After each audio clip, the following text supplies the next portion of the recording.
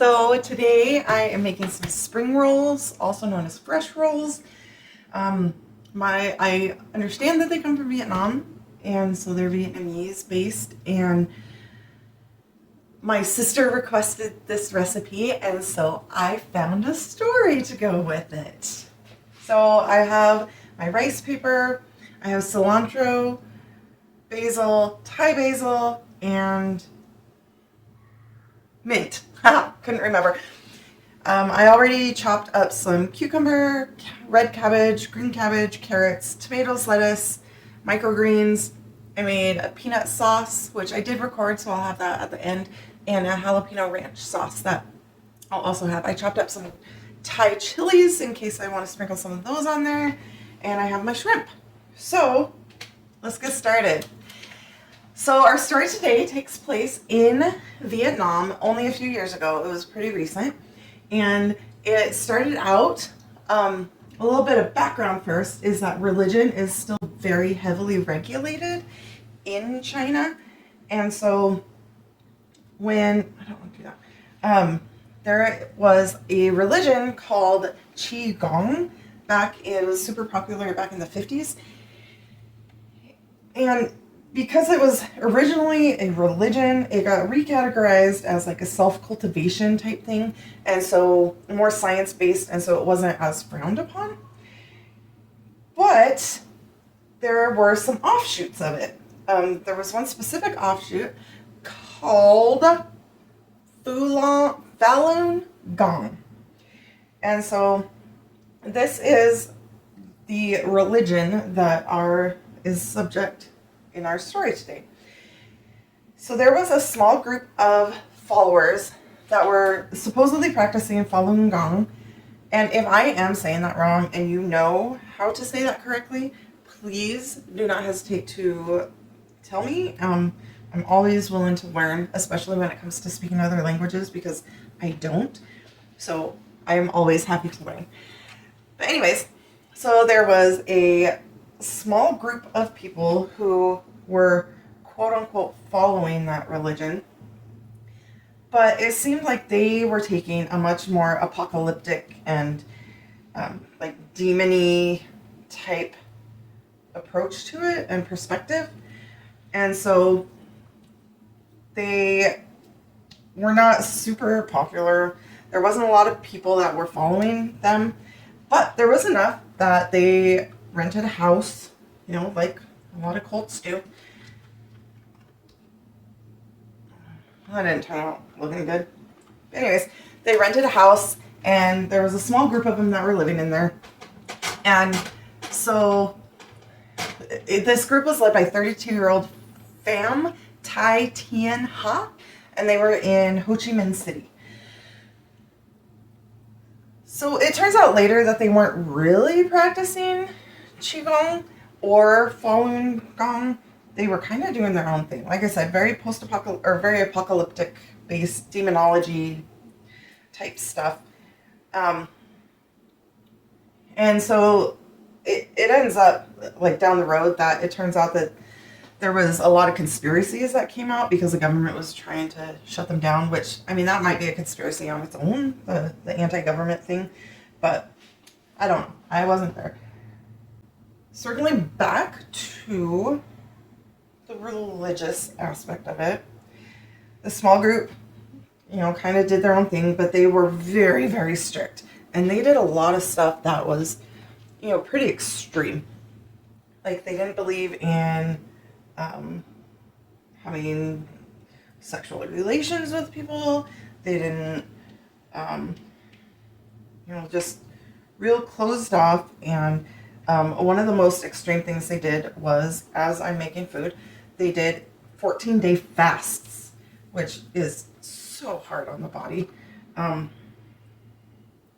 If you can even make it 14 days. These are not turning out pretty. That's okay. So I was putting shrimp, carrots, cucumber, 2 different kinds of cabbage, some microgreens, my 4 herbs, and the shrimpies. But now I'm going to try another version that my sister specifically requested. So Okay, so these guys, like I said, super culty, cut off from their families, no contact is allowed there, 14-day fasts, that kind of stuff. So pretty extreme. And so what ended up happening was one of their followers decided he did not want to do this. And I couldn't find anything on exactly how many people were in this cult, but I know that there is at least 6 to begin our story. So one of their followers decided that he could not do this 14-day fast jam, which I don't blame him. I probably wouldn't either. But since he decided not to do that, he was trying to leave the cult and leave everybody and go do his own thing. I'm just going to put basil on this one. Some tomato. And so the story that came out from the cult is that he jumped out a window and injured himself. But because they weren't super emotionally invested in his, well-being anyways, because he was trying to leave, they just let him die of his injuries, is the story that they told. It's believed that they actually killed him. Oh, look, a little BLT one. So the beating and the death, because it's believed that he was actually just beaten to death because he wanted to leave, not that he jumped out the window, was propagated by the leader, who was Pham Thai Tien Ha. And so this man, his name is Tran Duc Lin, and he was 51 years old. And so this happened in 2019, January 2019. So he ended up dying, and they took his body and put it in a big barrel and then filled the barrel in with concrete. Concrete is heavy too. But anyways, so they fill the barrel in with concrete and then go about their business, their regular cult life. And then a little while later, still in 2019, so within a couple months, there was a man who had, within the cult, who had molested another cult member and was making, all sorts of inappropriate actions against the cult, and was caught self-gratifying and, all sorts of stuff, just not a good fit or anything. And so in order to, help him, they decided that they pretended that they were going to give him acupuncture, but really ended up electrocuting and strangling him. So I don't think that that's going to have quite the same effect as acupuncture.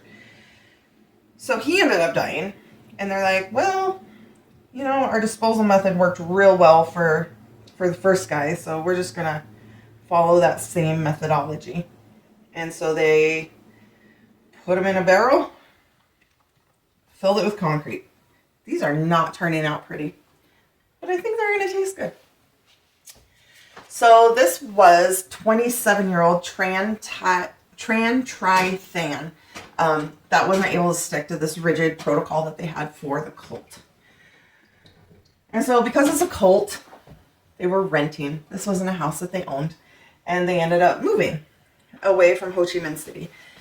And so they move.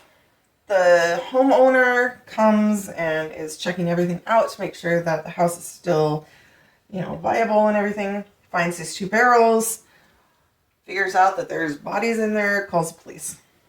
Police come. They're like, well, that's an issue. And so they track down, these people, because obviously they rented. And so there was history there. And they ended up arresting them. So there was 4 of them that got arrested. There was the initial leader of the cult, Pham Thai Tien Ha. Again, if I'm butchering these names, I apologize. I don't speak Vietnamese or Chinese or anything like that. So highly possible I'm butchering this. Anyways, they arrest her 67-year-old mother, Trinh Thai Hong Hoa, a 30-year-old woman named Lee Gong Phuong Theo, and a 40-year-old Guyan Gok Tam Huen. We're trying our best. And so they arrest them. They go and, go through trial and everything, and all 4 of them were found guilty. And so I'm not going to try to say the names again because I feel like the travesty has already been done enough. But the leader, this one really jacked up. The leader was convicted to death because she was ultimately responsible and, led the other women to commit the atrocity. Or, in the one case where they're saying that he fell out a window, they still didn't help him. Even if they didn't beat him to death, they still didn't help him. He still died. And so the mother was sentenced to 13 years in jail. The leader got death. Mother, 13 years in jail. And the other 2 women, respectively, got 22 and 19 years in prison. So the reason that I brought up the cult aspect of it was that you cannot look up this case without getting into that side of it. It comes up in all the articles and stuff. And so I just thought it was really interesting that their supposed practice gets a lot of debate back and forth on if they were truly practicing it or not, and kind of what really happened. And so, at the end of the day, they still unalived 2 people, and they're now being punished accordingly for it. So that's kind of an interesting story out of Vietnam as we make these spring rolls. Or fresh rolls, whatever you want to call them. I don't know what the proper thing is. I've always called them spring rolls, but I'm also not Asian. So, that is my story. And so I'm going to finish this one up. I'm kind of just putting whatever I feel like on these, however I feel like. And you kind of wrap them just like a burrito, where you fold in the ends. But it's not working very well for me, but that's okay. And then roll it. But to get the rice paper soft and pliable first, you have to dip it in water. Because see, it's like hard. But I made a couple BLT ones, a couple shrimpy ones. Let's try this. Let's try one of these. We'll try a shrimpy one first. We'll try it with some peanut butter sauce.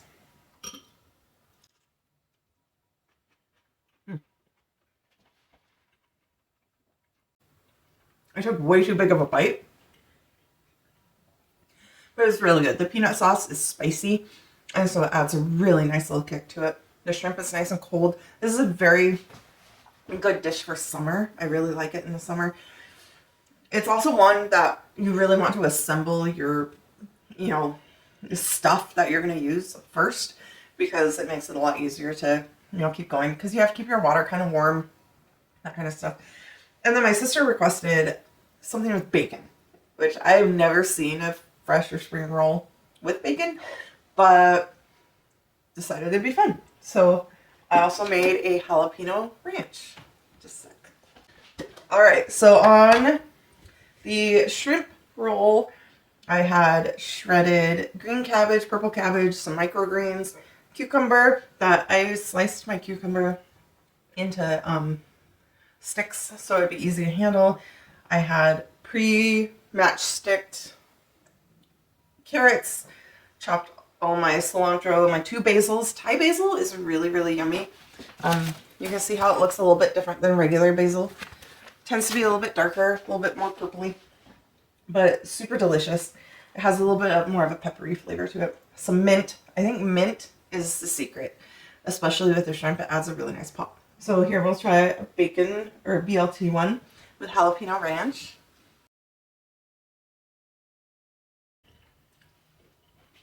Can't go wrong with that. So, on the bacon one, I did butter, lettuce. I made sure to tear out the more firm center part. Some microgreens, some cucumber. No, I didn't. Microgreens, cabbage, tomatoes, and basil. And so I kept that one real simple. Cucumber would be good on it though. making the jalapeno ranch. So I started off with some avocado, some lime juice, de-seeded jalapeno, cilantro, garlic, sour cream, blended all up, a little bit of mayonnaise, added some salt, called it a day, and happy ranch dance. Now I'm making the peanut butter sauce. So it's just creamy peanut butter, sriracha, soy sauce, lime juice. You can do garlic, you can add hot peppers. I use garlic powder, but it makes a nice little creamy sauce. Add hot water, mix it in if to get your desired consistency, and you'll be good to go. That is my meal and a story today. I hope you enjoyed both. If you make the spring rolls or fresh rolls or whatever you want to call them, let me know what you think, and I hope you have an awesome rest of your day and that you enjoyed the story. I mean, as much as you can enjoy a murder. But yeah, have a good one. Talk to you later. Bye.